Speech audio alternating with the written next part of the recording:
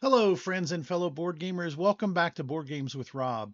I am fresh back from GenCon 2025, putting out a bunch of videos of some of the games that I got there, and I'm pretty excited about talking about this game. There was a really nice story behind this one, and one that I'd like to share with my audience. I'm talking about Propolis. Now, Propolis is designed by, it looks like Molly Johnson, Robert Melvin, and Sean Stankiewicz, and it's published by Flatout Games and AEG. I was able to get a copy, I think, on day 2 or 3. I played it on day 1. A good friend and some good friends of mine, Angela and Jeremy, had picked up a copy. It was one that was getting a lot of buzz, but one that wasn't on my radar. It's Think about Splendor meets worker placement. I do enjoy Splendor. I prefer Splendor Duel. I'm not one to play it a lot. I will get out Splendor Duel. I do love engine building. It's just not a big favorite of mine. So uh, Propolis, and my goodness, I kept pronouncing it incorrectly the whole time. Propolis. Now I can only say it properly, but I was friends of mine were just laughing the whole time because I could never remember the name. But anyway, I digress. Let's go down to the table. Let me talk about how the game plays. It's a pretty simple game, and then we'll come back here. I'll share a pretty nice story with you and then give you my thoughts on this engine building worker placement game. All right, so I've got the game set for 2 players. It'll play up to 4, and it's pretty simple. You've got some basic resources that is tracked by this really nice dual layer board or cutout board where you have these wooden tokens. Everybody starts out with 1, and then you'll have a card that will give you some beginning resources. So in this case, I would get 1 extra orange, I would get an extra pink, and I would get an extra purple. And then I have, just like in Splendor, where it's engine building, I have a beginning yellow resource to purchase things. All right, through the magical power of editing, I forgot to put some stuff out here, and that's the store or where you can purchase cards. I forgot to put that out. So essentially, on your turn, you're going to be doing one of a couple different things. And look at these, they're beeples, I guess. They're meeples in the shape of bees, really nice. But one of the things that you'll be doing is placing one of your beeples out onto an entire card out here in this display. So I might put these up, and then I would get, if I went out here, I'd get an orange resource and in this case, it's another beeple. Now I start with a certain amount based upon player count, and then I have a reserve here, and you will be using these up over time. So being able to get more workers is going to be important. So that green one gets me another beeple to put into my stash.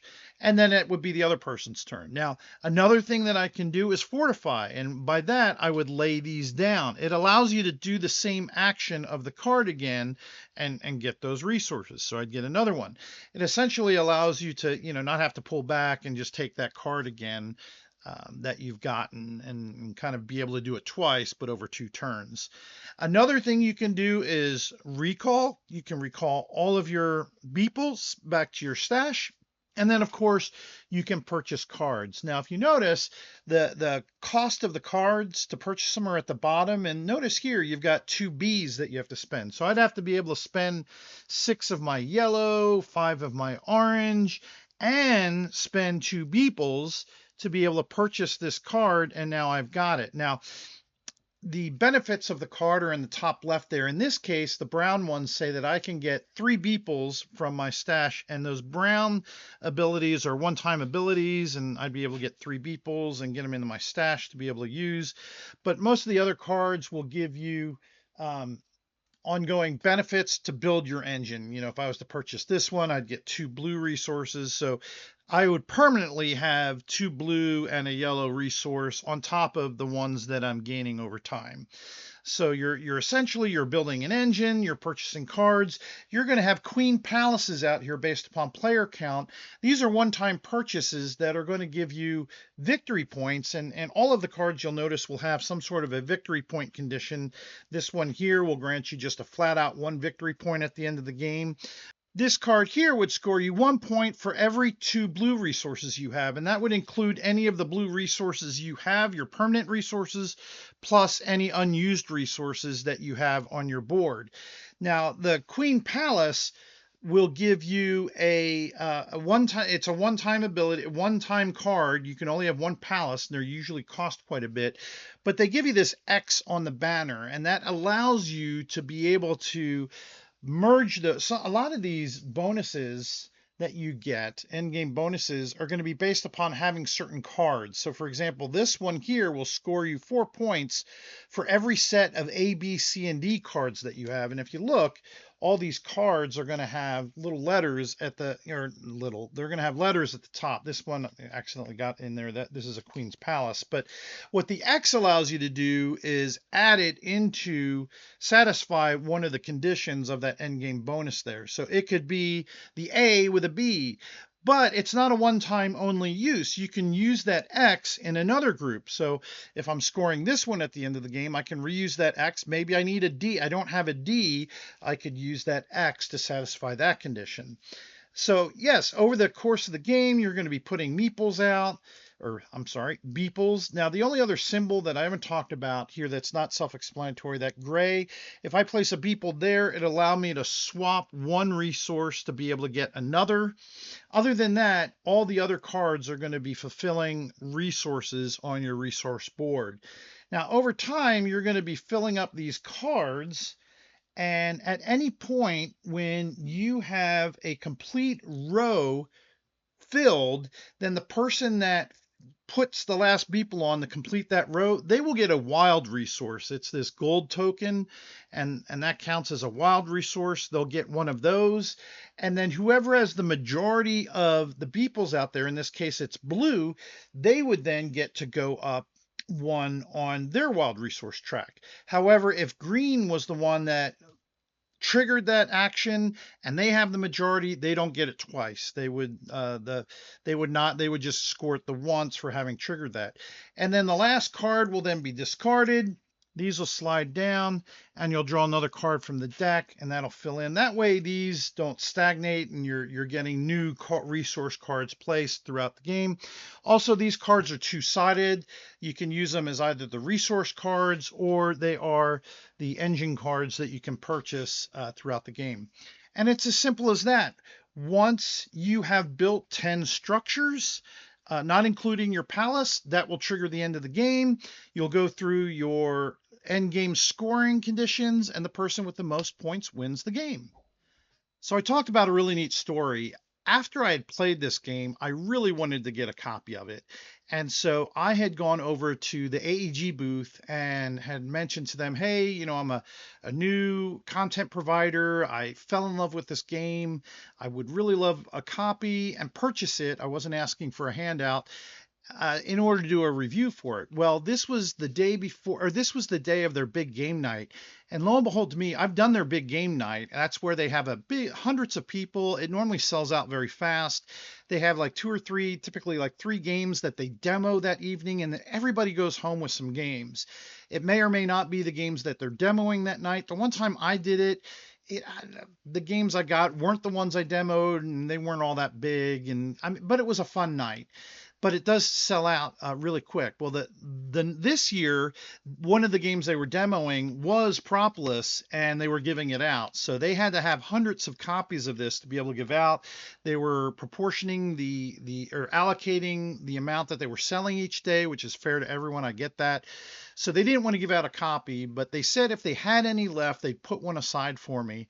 So I'm like, okay, they're not going to remember me. There's 70, 80,000 people at this con.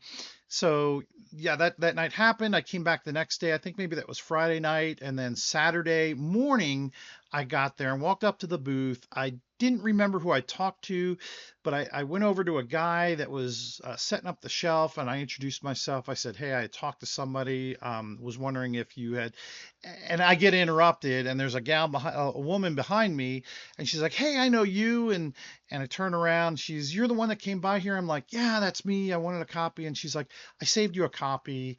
and my heart just melted. I went ahead and I bought it.